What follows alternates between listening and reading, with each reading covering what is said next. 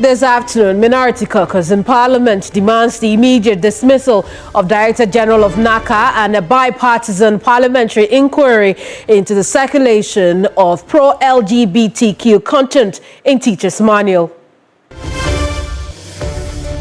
Also this afternoon, Ghana Private Road Transport Union deploys task force to identify commercial drivers who are exploiting passengers through arbitrary fares amidst complaints of vehicle shortages. Plus, Industrial and Commercial Workers Union Ghana warns government against any attempt to sell the Volta Aluminum Company Limited despite operational challenges.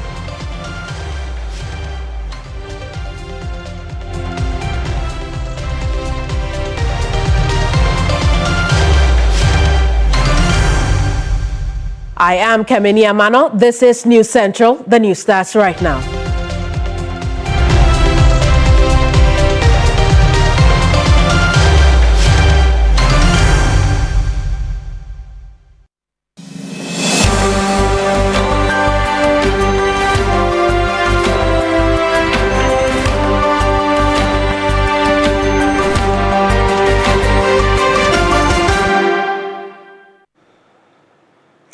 This afternoon, we'll take a critical look at Ghana's urban transport system, which has been under a lot of pressure over the past few weeks. The morning rush hour has become a daily punishment at many lorry stations, including Medina, one of the busiest spots in the capital, where passengers stand locked in unmoving queues. Late for work and late for school, students and workers are bearing the brunt. Christian Yale reports.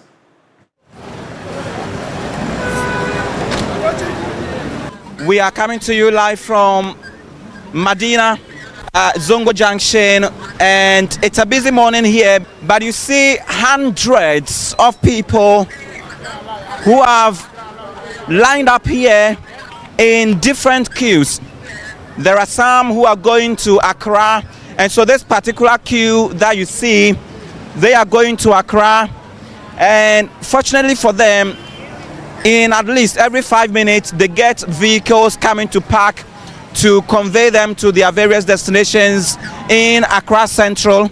I will take you shortly down further where you get to see other queues of people commuting to Kwame Nkrumah Circle, as well as other areas like La Paz and other communities, adjoining communities over that stretch. But this is one that speaks largely about how effective or not our public transportation system is. Let me try to see if I can get, and these are school children or students who should have been on their way to school right now.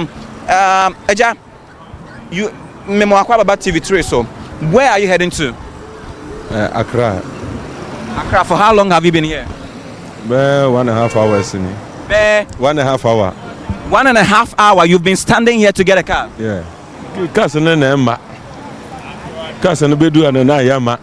E bedu na yama. Nti da so ejina ehwe say ye benya car.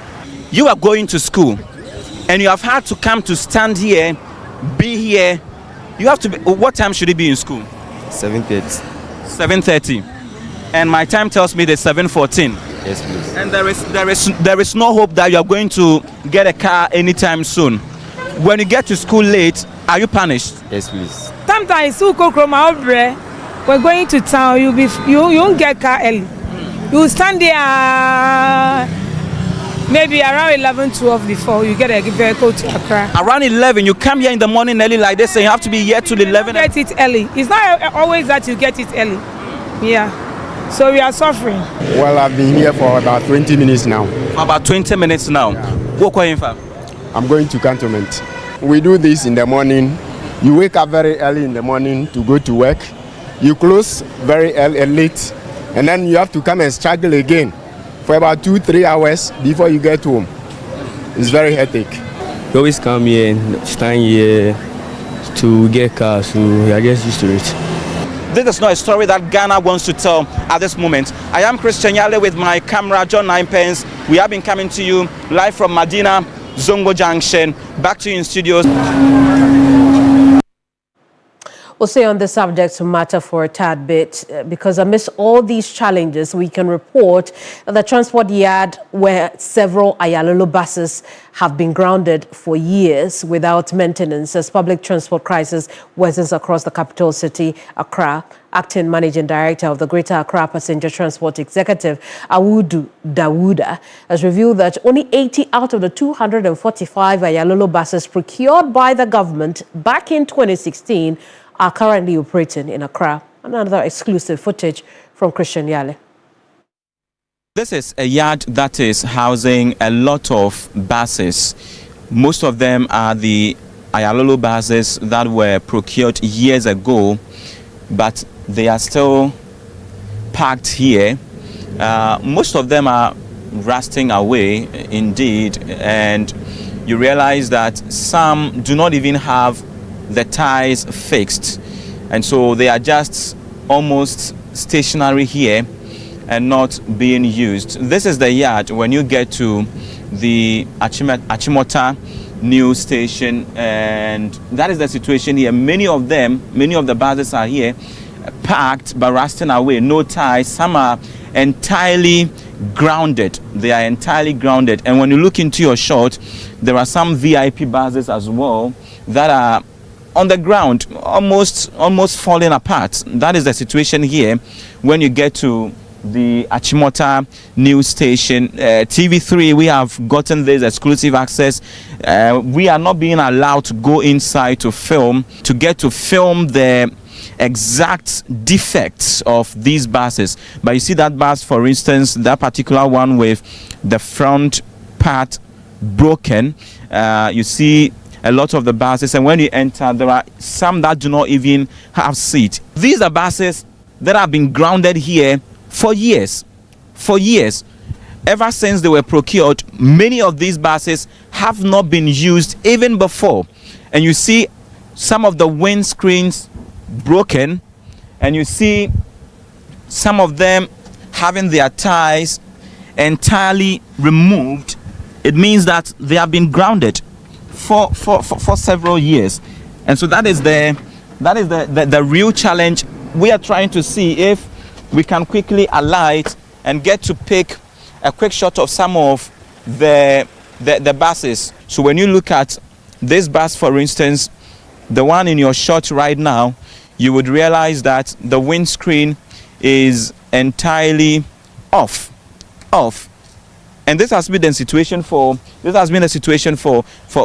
years now.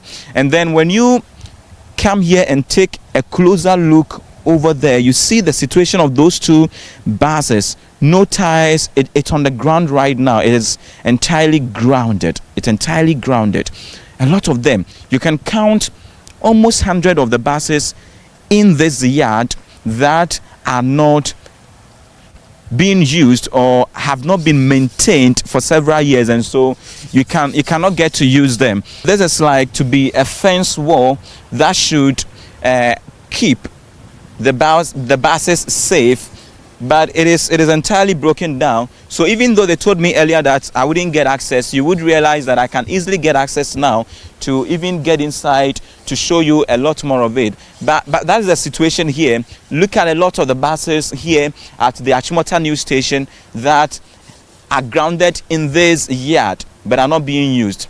And I'm sure that this is one of the transport minister would take a keen interest in if we are looking at bringing more buses, especially the agreements that we know has been signed to bring in about 100 of the EV buses, the electric buses, and even the current arrangement with Metromass to get more of their buses coming into town to transport people. But you see a lot of them here. See, these ones, all their tires have been removed, and you realize that it is almost the same situation when you look at most of the buses that are in this yard. Let me show you just another of the bus with the windscreens and everything torn apart.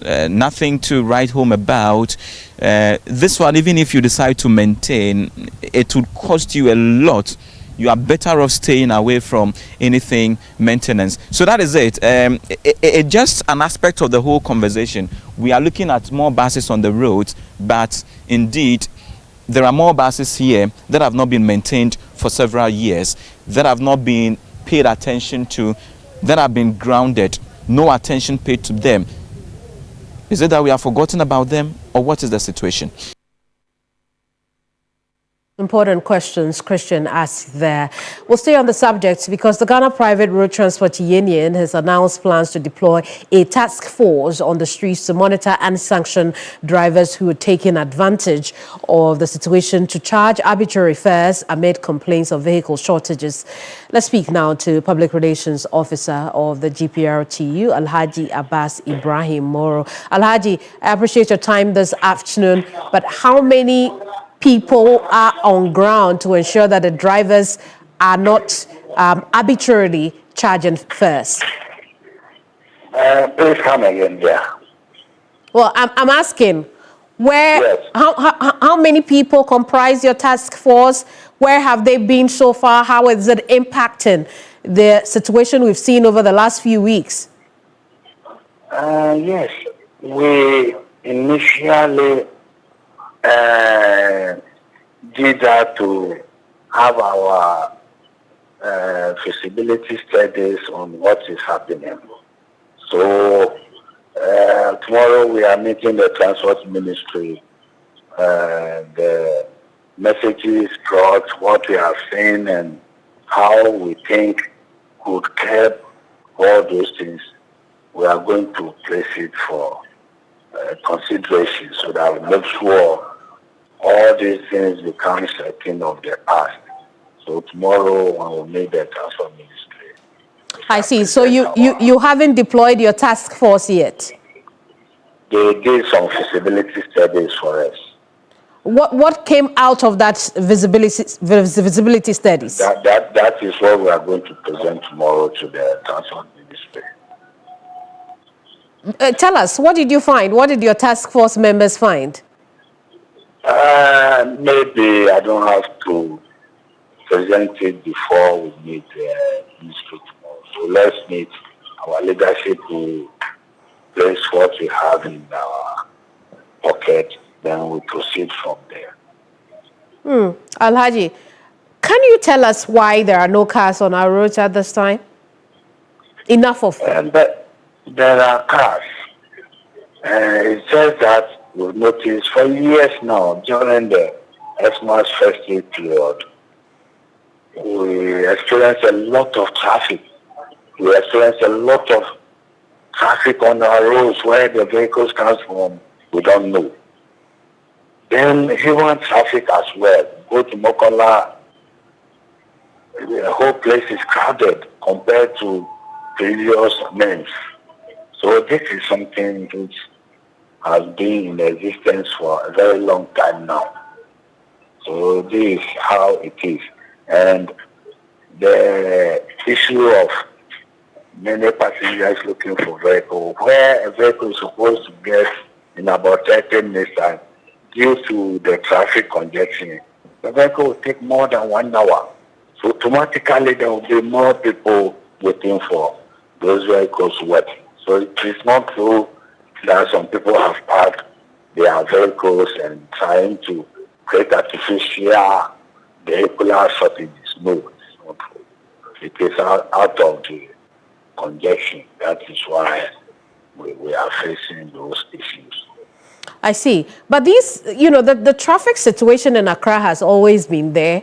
I do not believe that it has changed over the last few weeks. And so it would give credence when people say this is an attempt to artificially push up fares. What I'm saying is nobody has parked. We bought our vehicles to work and make money out of it. So who is going to tell who to park his vehicle not to work? While we have a lot of work to do and make more money. So I'm saying it's not true that some people have deliberately parked their vehicles. It is not true. It is due to the traffic congestion that has delayed where you are supposed to move in about 30 minutes. You have to spend about an hour or so. I see. So now that your task force only did groundwork to get first-hand information of how some drivers are unduly taking advantage of the situation, what then becomes of passengers who are still being charged unfair fares? That is where all of us should come together and fight those few greedy drivers. That is cheating. You take 5 cedis from the person, that is the normal fare. In the morning, then the evening, you change from 5 cedis to 10. That is cheating. And we always come up to condemn it. So let's hope tomorrow when we put our grievances to the transport ministry, they will understand where we are coming from, join hands and make sure we fight that canker. Very well. Alhaji, we'll leave it here. Thank you so much for talking to us. Alhaji Abasi Moro is PRO for the GPRTU, who says they have their report, which they'll present to the Transport Minister tomorrow. We'll stay on the subject just for a tad bit, because on the phone lines now is the Deputy Minister for Food and Agriculture. He's also Ayawaso West Wuogon Member of Parliament, John Dumelo. He's taken matters into his own hands to engage the services of some commercial buses to provide free transport for commuters within his constituency. Let's make his thoughts on this matter right now.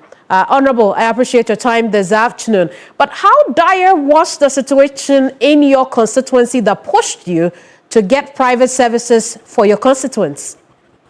Well, thank you so much. Good afternoon, and good afternoon to everyone listening and watching. I think it became dire a couple of days ago, especially when, the Legon students have reopened and there's a lot of registration going on. So I realized that the Oponglo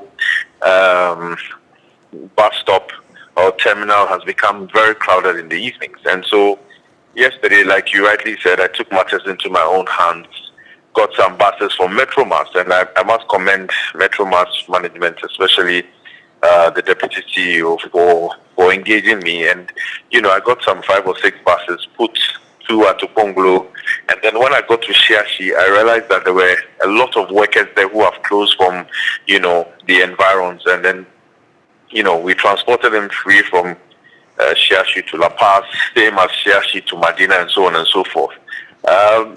Even though this is a very short-term measure, I'm willing and hoping that the Ministry of Transport, which I know they're doing an incredible job, would, get more buses for almost every other constituency where they have such situations. And so that is why I took matters into my own hands. I see. How long will you be doing this for your constituents? Yesterday, with the meetings we had, I said I was going to do it for a week, and then we'll go back to the drawing board and then come back and see how best we can sustain it, for the longer period. And it brings me to the question of sustainability. Have you had any engagements with the Transport Minister so that this can be sustained, at least not only for your constituents, but for the residents of the capital city? This one is within the jurisdiction of the Transport Ministry. I'm just doing it as Member of Parliament for Ayawaso West Wuogon. But looking and listening to some of the things they've done in the past, I know that there are some new buses that will be coming in hopefully sometime this year, and that should ease the burden of whatever problem is going on. But I just did it as Member of Parliament for Ayawaso West Wuogon, and I leave the rest to the Transport Ministry to, of course, do exactly what they are doing, which they are doing an incredible job. I see. Honorable, how much is this exercise costing you? This matter, if I talk right now, then in the next thing they'll say that this is how much I'm spending on it. But it's hurting my pocket a bit. But for me, it's not really about hurting my pocket. It's not about the cost. It's about the fact that my constituents have closed from work and they need to get home, or they need to get to their next final destination, and it's becoming a problem. Look, sometimes people stand at Siashi till 9 or 10 in the night from like 6 or 7, like 3 or 4 hours. They just want a bus to Medina or a bus to Adenta. And so for me, it's not about the cost, but it's about easing the burden of those who voted for me. Let's go over it again. Where can your constituents catch these buses? Oh, today there'll be about 2 at Okonglo, then there'll be 3 at Shashi. The Shashi ones will go to Medina, and then I'm trying to get another one from Shashi to School Junction, and then we'll get from Shashi to La Paz. Very well. Thank you so much for your time. I also West Wellborn MP John Dumelo. He is also the Deputy Minister for Agriculture. Let's stay on the subject. We'll return to the Metro Mass Transit Yard because Armstrong Gold Alogbe is joining us from there. Armstrong, what can you report from where you are? Currently, we are the Metro Mass Transit Limited, the head office, where you see right behind me, many of them gathered here because they've broken down. They are not moving. I've been talking to the head of communication here who tells me so far we have only 115 of the Metro Mass buses running in the entire country, and about 400 of them have broken down. And this is what they say they inherited from the previous administration, and they are trying to see how they can get more buses into the system. So arguably this also accounts to some of the shortages we have in the transport system, leading to many people queuing in the evening during the peak hours. So you see these buses, for instance, they are now trying to work on them so that they join them to the 115 buses that are currently operating across the entire country, Kamini. We see that some work is being done. Is it as a result of our report? Sorry, Kamini. I'm asking that we also see some repairs being done behind you. Talk to us about that. So these are some of the vehicles that have broken down. Out of the 400 vehicles that are broken down, they said they are trying to fix some of them. But Kamini, I've just been joined by the head of communication here at the head office, so he can give us more details of what exactly is happening in the system. Sir, what's your name? My name is Mohammed Mubarak Ouattara. So exactly what the situation is. Earlier you told me only 115 buses are running with over 400 broken down. Yes, that is true. That is true. Currently we have our fleet of cars 115 running daily for us. Then we have over 300 getting to 400, which are broken. Not all the 400 are not at the head office here, but at our various terminals. But currently, due to the new MD schedules and everything, and he wants to make sure that every day we have additional, not less than 10, which will be repaired and join the rest, some of our fleets. Does that include what we are seeing here right now? Yes. So today, this one will be ready. Every day, the technical people repairs not less than 10 or 5 buses to join because of the rush hours that we are having currently. So could that account for what we are witnessing in part of the capital city now, where around 3 p.m. going to 7 p.m., you see many more passengers stranded by the roadside?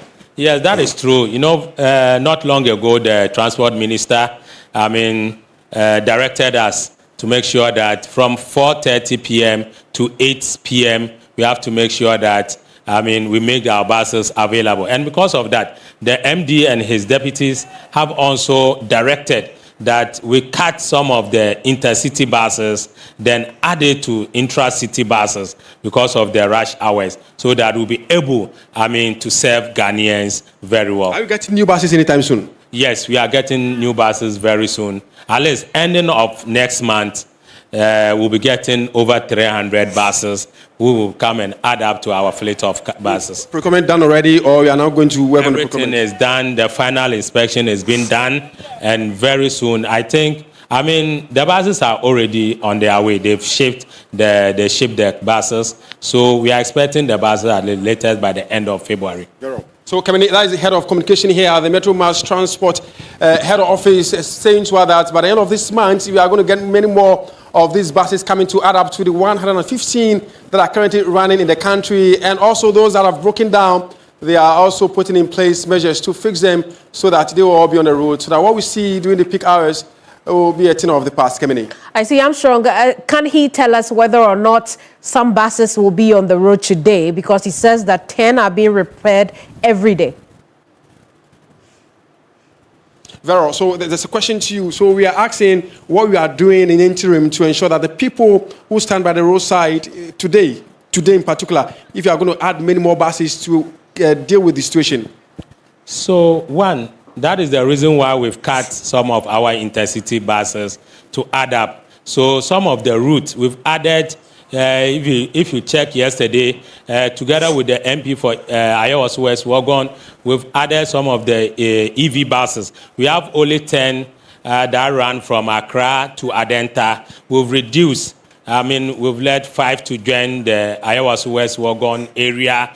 Then in the morning from 9 a.m. going, when the buses move to Adenta, then when they are coming, we shift them to La Paz area, which is also at that time will be piling up so that will ease the ration over there. Then when we come to Kaswa coming to Circle, also the same thing. So now almost 10-15 buses normally go and sleep at Kaswa. Then in the morning, they pick them from there coming. Then in the evening from 4 o'clock p.m. to sometime even after 8 p.m. So we've created another terminal here. From here to Kaswa. You mean the head office? The head office here. So from 4, when you come here, you see a lot of queue here. And we've already made available over 10 buses that move from here to Kaswa every evening. Finally, with the mention of the EV vehicles, we heard of 100 of them being brought into the country, but we only see few of them. Are they up to 100? They are not up to 100. How many of the EV... They commissioned only 10 buses in November 2024, saying that the rest of 90 will come. When the current administration took over, the MD and his deputy, when they did the follow-up, it was only 10 was paid. Only 10, not 100. EV buses, not 100.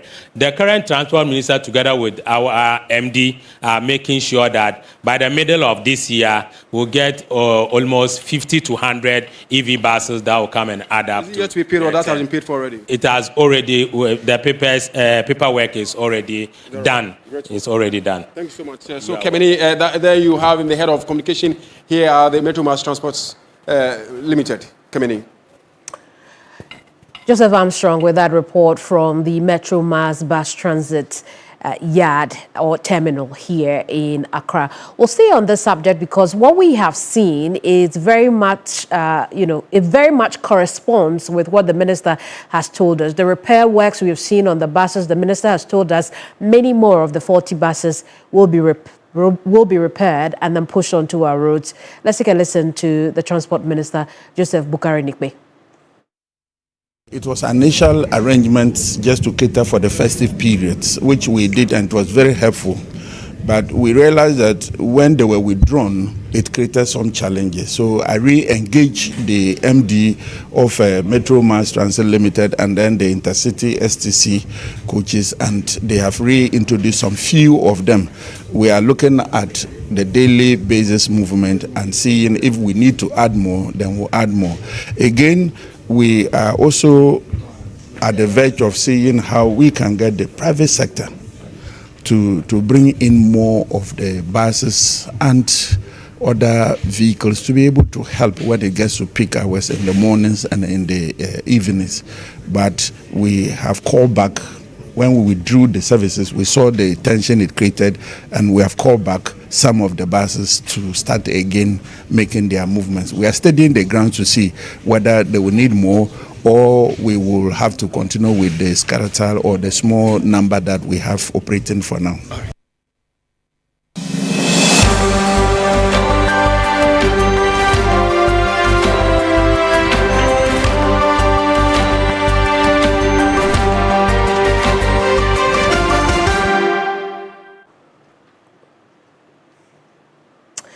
It's News Central here on TV3, still on the way. Minority in Parliament demands an immediate dismissal of the Director General and Board Chair of the National Council for Curriculum and Assessments, NaCCA. We'll tell you why when we return.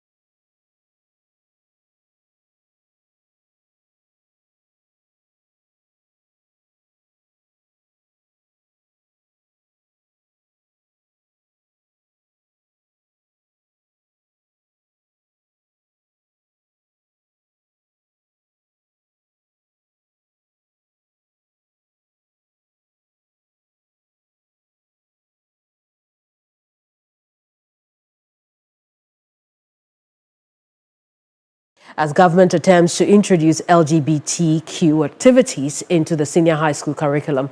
Addressing journalists, Member of Parliament for Otafo Vincent Eko Asifwa called for a withdrawal of all teaching and learning materials containing such content, among other demands. Christian Yale is our man in Parliament, is joining us with the very latest on this subject. Chris, we know they have been speaking about the anti-LGBTQ bill as well. Tell us a bit more. Exactly, Kemini. So what we know is that this bill was first introduced during the 8th Parliament. It wasn't assented into law by the then President, Nana Adedankwa Akufo-Addo. During the time, there was intense pressure on government to ensure that it was passed before the change in power. Today, the minority is saying that the current government has suddenly lost its pressure, its voice, and the kind of advocacy that they were undertaking to ensure that that bill was signed as of the time. Now, they speak about the fact that even in this current Parliament, during the last sitting, the bill was advertised once and was withdrawn and not advertised again until they went on recess. And they believe that government is lacking a political will to more or less pass this bill, which they believe has culminated into what we have seen to be pro-LGBTQ content in the teacher manual. We can take a listen to what President Eko has been saying. Traditional authorities, parents, civil society. One, we on the side of the minority demand that there is an immediate withdrawal of all teaching and learning materials containing LGBTQ related content, including redefined concepts of sex, sexuality, sexual orientation, sexual rights, and gender identity from all schools. You remember when NaCCA brought their statement, as it were, to respond to Reverend Ntimfojo. They made mention of the fact that the current manual has been withdrawn from the schools. And Dr. Park also made Ghanaians also know that even though it has been withdrawn, he referred us to an online version of the manual. In that online version, it is even worse. The definitions of what sex, sexuality, and others are is even worse in that online version. The minority is also demanding a transparent and inclusive review of all affected teaching and learning materials involving Parliament, religious bodies, traditional authorities, parents, civil society organizations, education experts, and teacher unions. 3, the dismissal of the Director General of NaCCA and the chairperson of NaCCA board for failure of oversight and breach of public trust. We say so because NaCCA is now telling us, assuming without admitting, that the document was developed by the MPP government in 2024. If you don't believe in it, why then do you go ahead to go and even print them in 2025? That is causing financial loss to the state. Because these are teacher manuals that you have printed and distributed across the country. And that is why we are calling for the head of the NaCCA CEO and the board chairperson of NaCCA. The institution of a full parliamentary inquiry by the appropriate committee of the House into the development, approval, funding, and circulation of these materials, including the role of external partners. Now there's a call of conscience and civic responsibility. I once again use this opportunity and on behalf of my colleagues call on the bishops, that is the Catholic Bishops Conference of Ghana, the Christian Council of Ghana, the Methodist Conference, the Presbyterian Conference, the Muslim Conference, to examine the teacher manual carefully and determine whether its content is in consonance with the teachings of Christ. And for those who are also Muslims, to also assess whether the content in the teacher manuals are also in consonance with the teachings of Prophet Muhammad sallallahu alaihi wasallam. If it is not in consonance with that, we want to hear from them. We are also calling on the broader Christian community, religious bodies, civil society organizations, parents, traditional leaders, teacher unions, and all well-meaning Ghanaians to let their voices be heard.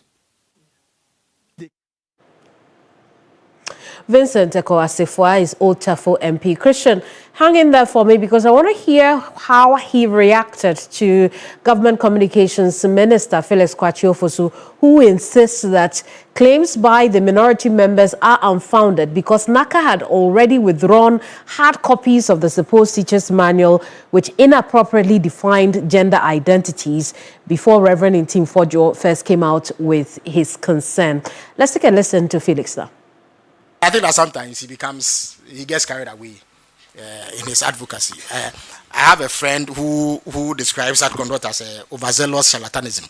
You see, he was in government when the comprehensive education curricula was introduced, and we had similar happenings where there were things in there that we found distasteful and at variance with Ghanaian cultural norms and practices. There was some public outcry. I think that curricula was withdrawn. Even before Reverend Ntim Fodjo went out to make these claims, the NaCCA itself had withdrawn about 700 or so copies of the manual. It is a manual. It's an instruction manual to teachers of physical education and health in senior high schools. I think there's just one line about the description of gender, which proved problematic and offensive to the sensibilities of the people of Ghana. That has subsequently been withdrawn. Indeed, I have been sent a copy of the approved manual by NaCCA, and it does not contain the offending words. So that matter has been addressed. Government certainly is not about to promote anything that is at variance with Ghanaian culture. So whereas we welcome scrutiny, it's important that such claims are toned down on.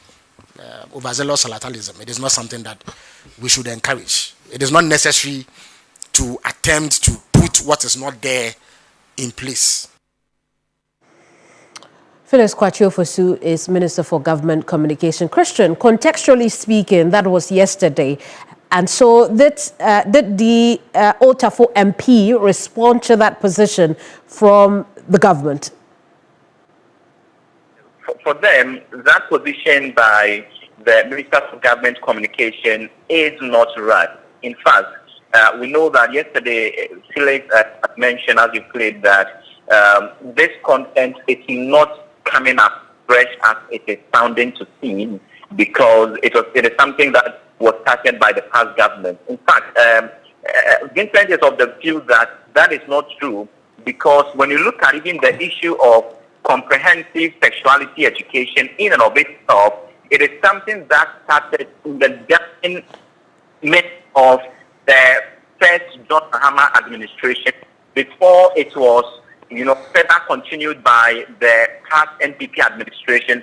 And so one should not make it seem like they even started this whole conversation about the comprehensive sexuality education. And then he says that it is not a legacy concept. It is not something that they started and now NDC is coming to inherit. Now, we even had one of the proponents, Reverend Ntim Fodjo himself, respond directly and saying that positioning by Felix Kwakye-Ofosu demonstrates an arrogance of power. Kemini. Christian, I appreciate the report. And Christian Yale is our parliamentary affairs correspondent. We'll now turn attention to another headline story, because the Industrial and Commercial Workers Union, ICU Ghana, is warning government against any attempt to sell Volta Aluminum Company Limited, Valco, describing such a move as a threat to Ghana's economic future. According to ICU Ghana, despite facing operational challenges over the years, the aluminum smelter has consistently rebounded and remains a prized national asset. Industrial and Commercial Workers Union, ICU Ghana, General Secretary of the Industrial and Commercial Workers Union, Morgan Ayawine, says despite the challenges facing the aluminium smelter, the problems are not new. According to him, with the right investment and support, the issues can be resolved. The union points to recent efforts by management to stabilize operations under the Ghana Integrated Aluminium Development Corporation project, GPRTU. ICU Ghana, the Industrial and Commercial Workers Union Ghana, described these steps as evidence that the company can be revived without privatization. They are calling on government to invest in Valco and allow current management to continue reforms. The union insists the company's challenges are surmountable with collective commitment and political will.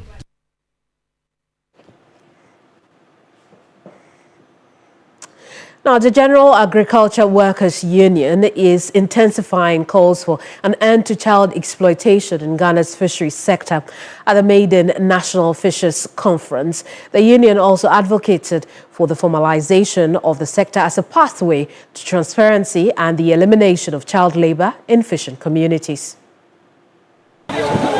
Ghana's fisheries sector provides employment for thousands of households and contributes significantly to the national economy. However, illegal, unreported and unregulated fishing practices, coupled with cases of child exploitation in both marine and inland fishing subsectors, continue to undermine the sector. As a result, Ghana has been issued a yellow card by the European Union for failing to effectively address illegal, unreported and unregulated fishing, citing weak enforcement and lack of transparency, an action that threatens the country's seafood exports. The prevalence of child labor within the sector has further compounded these challenges, heightening calls for decisive state intervention. At the National Fishers Conference, General Secretary of the General Agricultural Workers Union, Andrews Adokwetego, says significant progress has been made toward declaring some fishing communities child labor-free zones. Child labor is a problem, and the problem is their children. So their children must go to school for them to become professional fishers, to break the poverty cycle. What we are working on today is to make every fish we consume in Ghana free from the sweat of any child. The national coordinator in charge of the Climate Cocoa project in Ghana corroborated these efforts. We have specific plans to improve on decent work in the country. So for instance, with the Trade Union Congress, and especially with GAWU, we work with them on various aspects of the ILO fundamental principles and right at work. And one of it has to do with eliminating child labor, because this is part of the decent work agenda. Meanwhile, Secretary General of the Trade Union Congress, Joshua Ansah, urged members to rally behind a common cause to strengthen GAWU's capacity to demand improved conditions of service under a formalized regime, aligned with the International Labour Organization framework. In the formal sector, we have a collective agreement that governs and guides the work. You have leave, you have number of days to work, and your pay is decided upon. You have sick, provisions for sick, and all those kind of things. In the formal sector, it's not like that. Meanwhile, they take care of all these things unconsciously. They do, but it is not formalized. The moment they become well organized, we are sure of getting them a collective agreement that will state all the rights that I've already mentioned in the formal sector, CBAs. The maiden National Fishers Conference attracted stakeholders, including artisanal fishers, canoe owners, fish processors, and landing beach regulators. Stanley Niblo, TV3 News, Accra. Now, Professor Nana Jane Opoku-Agyeman considers inclusive governance as key to achieving holistic development. Speaking while touring some ministries here in Accra, she charged government agencies to develop policies that target all aspects of the country's population. The tour by the Vice President, Professor Nana Jane Opoku-Agyeman, is to foster cordial relationship between the executive and other agencies. She made her first stop at the Ministry of Youth Development and Empowerment, where she urged the Minister, George Opariado, to ensure that policies target all segments of the population. We launched what we call the Youth Explorer app and a dashboard to be able to monitor all the programs across this country that involves young people. We did this to stop duplication and also get effectiveness and then get the best out of the services that government is rendering. The Vice President then moved to the Local Government Chieftaincy and Religious Affairs Ministry. We are a Ministry of Local Government Chieftaincy and Religious Affairs. in the review of the Local Government Act that we are doing, we are including what we call social accountability practice, that's SAP. And the Social Accountability Committee will come to your ministry, the chiefs will be there, the citizenry will be there. Then we tell you, first quarter we brought you 10 Ghana, second quarter 10 Ghana, fourth quarter 10 Ghana. So all the 40 Ghana cities that you receive, what did you use? Then you project and tell them, we built this building for this, we did this for this, we did for this. She emphasized the government's commitment to ensuring that interventions positively impact the livelihoods of citizens. We should be interested in ways in which we can grow the national pie. I'm not so much interested in apportioning what we have. I'm interested in ensuring that what we have gets bigger.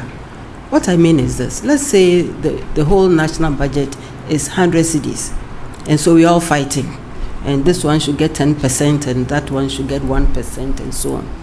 Assuming the total is 200 and not 100, then even if you got a small percentage, it's still bigger. Okay, so growing the economy should be of paramount importance, and taking good care of the people who grow the economy, and that's where you also come in. That's also as important. This phase of her visit was to ministries headed by first-time ministers. We'll now take you across the regions.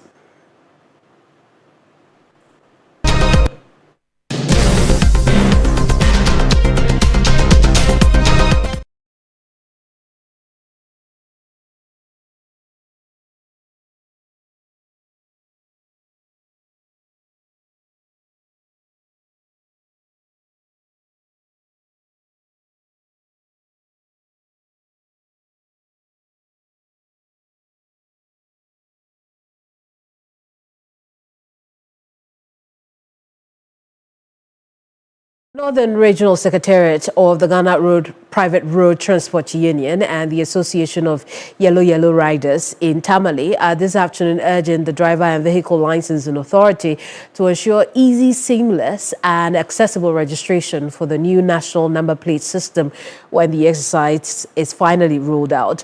Though they lauded the decision by DVLA to introduce the new vehicle registration system, they believe that more engagement with relevant stakeholders is key.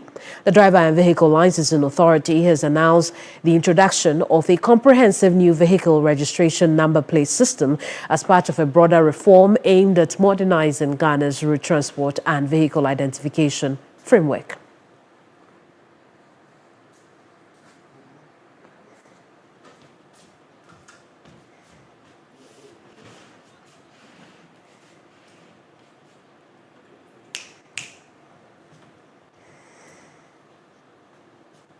Well, now we'll head to Tamale now and speak to our correspondent on this very important matter. Remember that this new number plate system itself has also landed in court. The matter has been adjourned because the vehicle embossers are also unhappy about the situation and are seeking a stop to the rollout of the new digital number plate system. Christopher Amwako is our correspondent in the Tamale area. He's joined us with the very latest on this. Christopher, what else can you tell us about the associations and their concerns about the new number plate system?